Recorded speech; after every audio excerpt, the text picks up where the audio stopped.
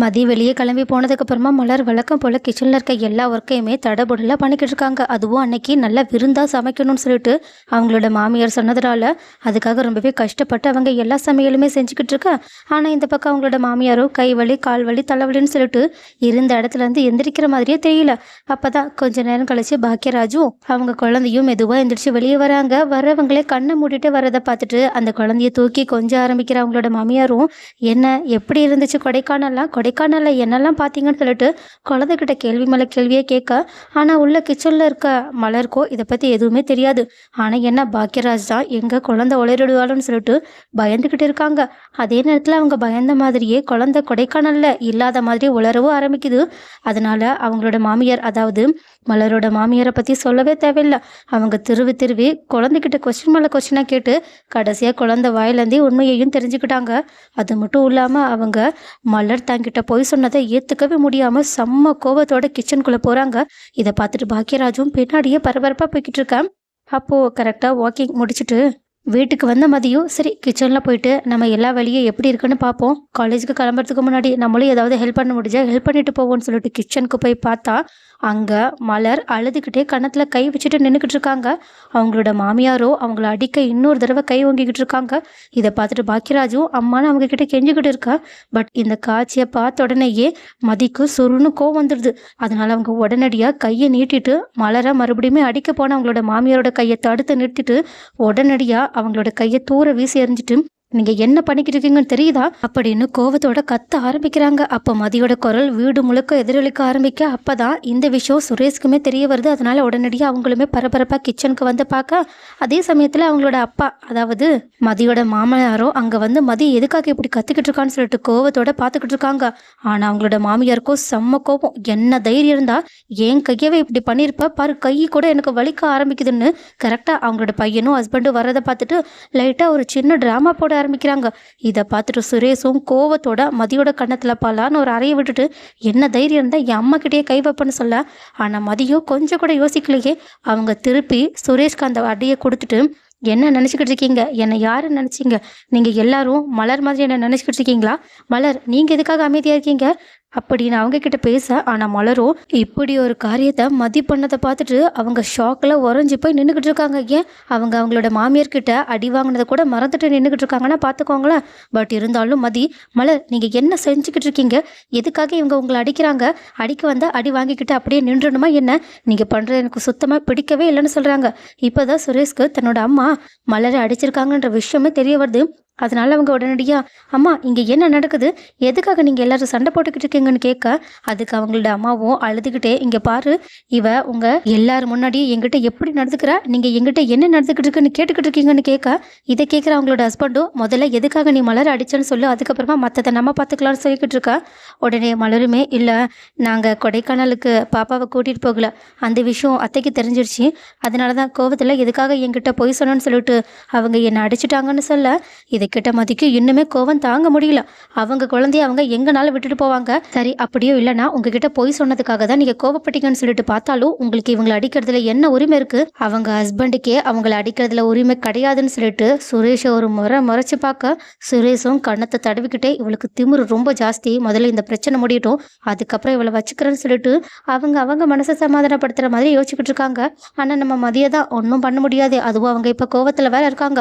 அதனால அவங்க cut and ரைட்டா நீங்க பண்ணது ரொம்ப பெரிய தப்புன்னு சொல்லிட்டு அவங்க கிட்ட செம்மையா சண்டைக்கு போய்கிட்டு இருக்காங்க. இதை பார்த்துட்டு மலரே, மதி இப்படி எல்லாம் பண்ணிக்கிட்டு இருக்காத, கொஞ்சம் அமைதியா இரு, என்ன இருந்தாலும் போய் சொல்லிட்டு போனது ஏன் தப்பு தானேன்னு சொல்லிட்டு அவங்க அந்த பழியை ஏத்துக்க ஆரம்பிக்க. ஆனா மதிக்கோ இப்ப மலர் மலையும் கோவருது. நீங்கள் இப்படி இருக்கனால தான் இந்த வீட்டில் இருக்கவங்க எல்லாரும் உங்களை வேலைக்காரங்க மாதிரி யூஸ் பண்ணிக்கிட்டு இருக்காங்க.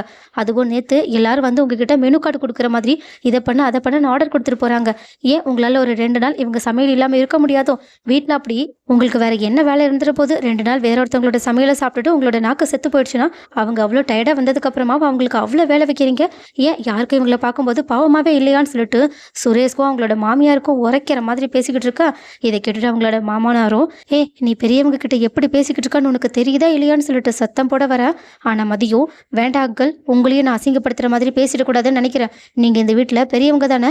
பெரியவங்கள இருந்துக்கிட்டு அவங்களோட கஷ்டம் என்னன்னு புரிஞ்சுக்காம இவங்க தான் இப்படி முட்டாள்தனமாக பண்ணிக்கிட்டு இருக்காங்கன்னா நீங்களும் அவங்க கூடயே சேர்ந்து பண்ணிக்கிட்டு இருக்கீங்க. உங்களெல்லாம் என்னமோ நினச்சேன். ஆனால் இப்படி உங்கள் வீட்டுக்கு வந்த மருமகளை வேலைக்காரி மாதிரி நடத்திக்கிட்டு இருக்கீங்களே, இது உங்களுக்கே கொஞ்சம் கூட அவமானமாக தெரியல? ச்சே, உங்களெல்லாம் என்ன சொல்ல. இந்த குடும்பத்துக்கு வந்து நானும் கஷ்டப்படணும்னு இருக்கு. மலர், நீங்கள் இப்படி இருக்கிற வரைக்கும் கண்டிப்பாக கடைசி வரைக்கும் இவங்க எல்லாரும் உங்களை யூஸ் பண்ணிக்கிட்டு தான் இருப்பாங்க.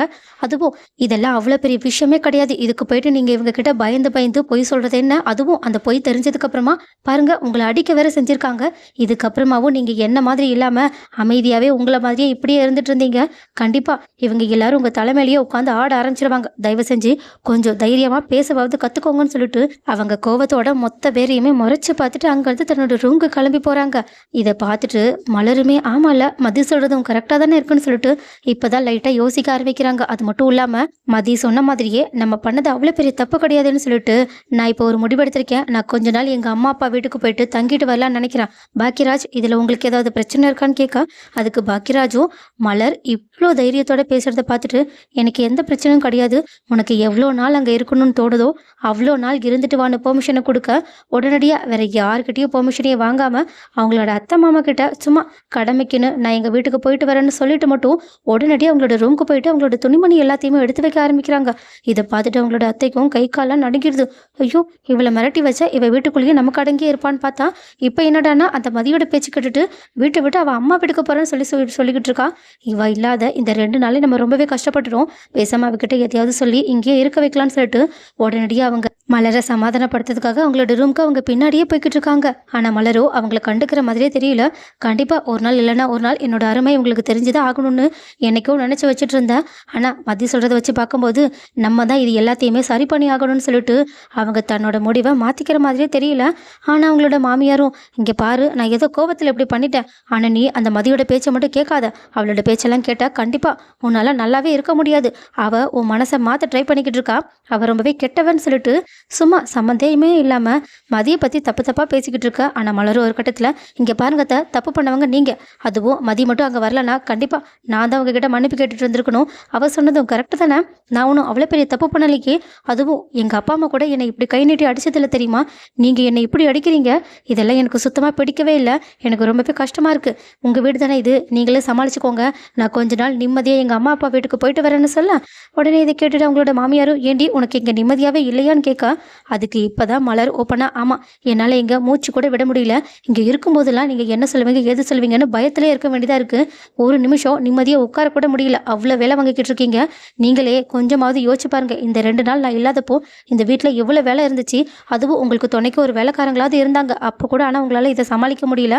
ஆனால் நான் ஒத்த ஆளாக தனி ஆளாக இந்த வீட்டை சமாளிச்சுக்கிட்டு இருக்கிறது எனக்கு எவ்வளோ பெரிய கஷ்டமாக இருந்திருக்கும் அப்படின்னு நீங்கள் என்னோட சுச்சுவேஷனை யோசிச்சு பார்த்துட்டு ஒரு தடவையாவது என்னோட அருமையை புரிஞ்சுக்கிட்டு இருந்திருக்கீங்களா?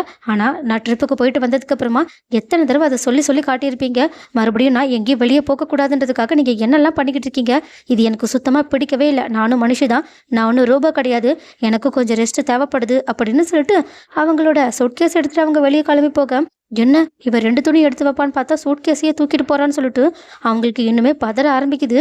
ஆனாலும் மதி சொன்னது எல்லாத்தையுமே மூளையில் ஏற்றுக்கிட்ட மலரும், இதுக்கு மேலேயும் இந்த வீட்டில் நம்ம இருந்தோம் அவ்வளோதான், ஒரு வாரம் நம்மளோட அருமை என்னன்னு உங்களுக்கு புரிய வரட்டும்னு அவங்களோட அம்மா வீட்டுக்கே கிளம்பி போயிட்டாங்கன்னா பார்த்துக்கோங்களேன்.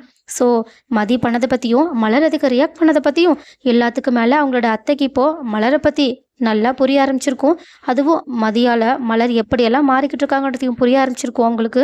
ஸோ இப்படி நடந்ததை பற்றி நீங்கள் என்ன நினைக்கிறீங்கன்றத கமெண்ட்டில் சொல்லுங்கள்.